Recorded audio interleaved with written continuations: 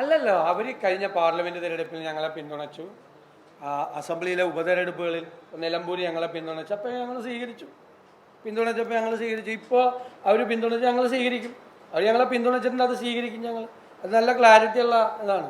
പക്ഷെ അവർ മുന്നണിയുടെ ഭാഗമല്ല, മുന്നണിയിലെ ഘടകകക്ഷിയല്ല, ഒന്നുമല്ല. ഞാൻ അങ്ങനത്തെ കാര്യമൊന്നും എന്നോട് ചോദിക്കല്ലേ. അത് ആ മേലാറ്റൂരിലെ മണ്ഡലം പ്രസിഡന്റിനോട് ചോദിക്കും. വെറുതെ കുത്തിത്തിരിപ്പുണ്ടാക്കാൻ വേണ്ടി കൈലിക്കാരൻ ചോദിക്കുകയാണ് മേലാറ്റൂര് മണ്ഡലത്തിലെ 8ാം വാർഡ് ഏതാന്ന്. അല്ല, എന്നോട് ഞാൻ ഇരിക്കുന്ന ഒരു പൊസിഷനിലിരിക്കുന്ന ഒരാളല്ല ഞാൻ.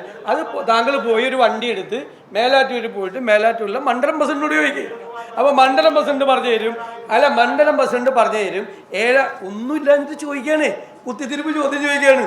മേലാറ്റൂര് ഏത് മേലാറ്റൂര്? അത് പോയി അന്വേഷിക്കുക, വണ്ടി എടുത്ത് പോയി. ഇല്ലേ, അവിടുത്തെ നിങ്ങളുടെ റിപ്പോർട്ടറോട്, കൈരളി റിപ്പോർട്ടറോട് പോയി മേലാറ്റൂരത്തെ മണ്ഡലത്തിൽ എന്തായെന്ന് ചോദിക്കുക. എന്നോട് എറണാകുളത്ത് ഇരിക്കുന്ന എന്നോട് മേലാറ്റൂർ മണ്ഡലം. എന്തൊരു കഷ്ടമാണ് നിങ്ങളുടെ കാര്യം. വേറെ എന്തെങ്കിലും ചോദ്യമാണെങ്കിൽ ചോദിക്കും.